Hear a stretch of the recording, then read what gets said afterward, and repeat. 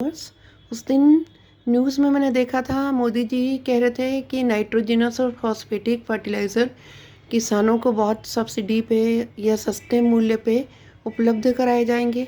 तो चलिए आज हम फर्टिलाइज़र्स की बात करते हैं कि फर्टिलाइज़र्स होते हैं क्या और कितनी तरह के होते हैं। फर्टिलाइज़र एक केमिकल कंपाउंड है जो कि क्रॉप को एनरिच करता है। किस चीज़ से? न्यूट्रिएंट से।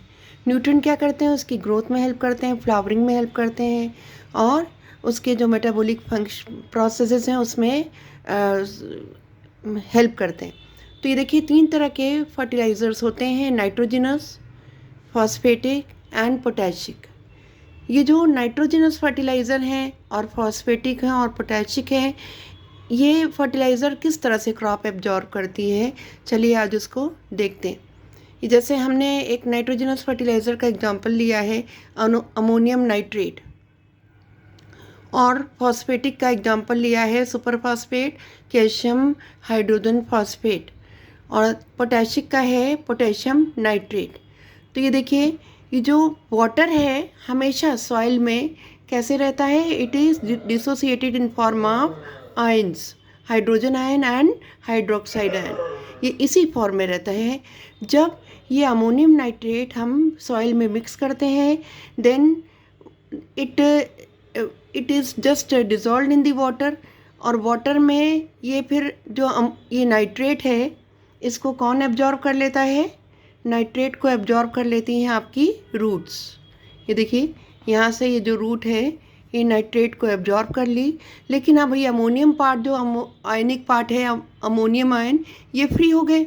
अब इन अमोनियम आयन का होता क्या है? जो वाटर डिसोसिएटेड है हाइड्रोजन और हाइड्रोक्साइड आयन के फॉर्म में, ये अमोनियम आयन उससे क्या करते हैं? रिएक्शन करेंगे। किससे? हाइड्रोक्साइड आयन से, और अमोनियम हाइड्रोक्साइड बना देंगे, जब जो कि सॉइल को क्या करेगा? एल्कलाइन कर देगा। यानी कि जो बैलेंस था हाइड्रोजन और हाइड्रोक्साइड आयन का, ये है ना बिगड़ गया। तो ये फर्टिलाइज़र क्या हो गया है? बेकार हो गया है। क्यों? क्योंकि सॉइल को क्या कर रहा है? एल्कलाइन बना रहा है। अब चलिए फॉस्फेटिक फर्टिलाइज़र की बात करते हैं। यहाँ पर जो हाइड्रोजन फॉस्फेट आयन है, ये इसको तो क्रॉप क्या करेगी? एब्जॉर्ब कर लेगी। इस वाले आयन को क्रॉप ने एब्जॉर्ब कर लिया है। ये देखिए, इसको एब्जॉर्ब कर लिया है।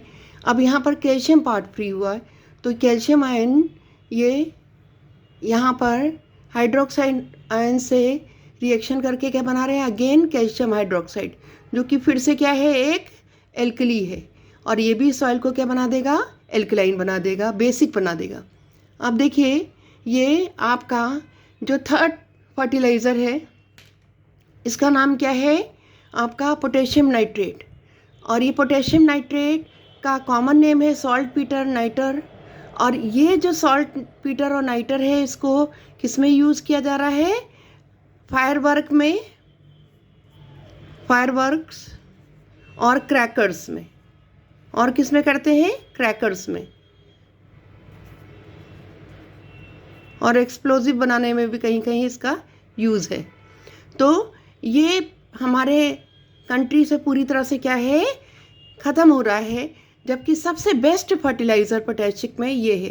क्यों है? क्यों बेस्ट है? देखिए, वो बता रहे हैं आपको। क्योंकि यहाँ पर क्रॉप ने दोनों ही आयन एब्जॉर्ब कर लिए। क्या क्या एब्जॉर्ब कर लिया है? एक तो पोटेशियम भी एब्जॉर्ब कर लिया है, और दूसरा नाइट्रेट भी एब्जॉर्ब कर लिया। तो कोई भी आयन फ्री नहीं है to react with the ions of water, hydrogen ion and hydroxide ion. So no alkali, no acid formation occur in the soil. तो सबसे बेस्ट फर्टिलाइज़र कौन सा है आपका? साल्ट पीटर और नाइटर, जिसको हिंदी में शोरा भी कहते हैं। और ये पोटेशियम नाइट्रेट है। क्या नाम होता है इसका? केमिकल पोटेशियम नाइट्रेट, जो कि सबसे अच्छा फर्टिलाइज़र है। तो हम ये अब जो पोटेशियम नाइट्रेट है, इसका यूज़ फायरवर्क और क्रैकर्स में ना करें। इसको कहाँ डालें? खेतों में डालें, अपनी क्रॉप के प्रोडक्शन को बढ़ाने के लिए। Okay, so this is the best fertiliser.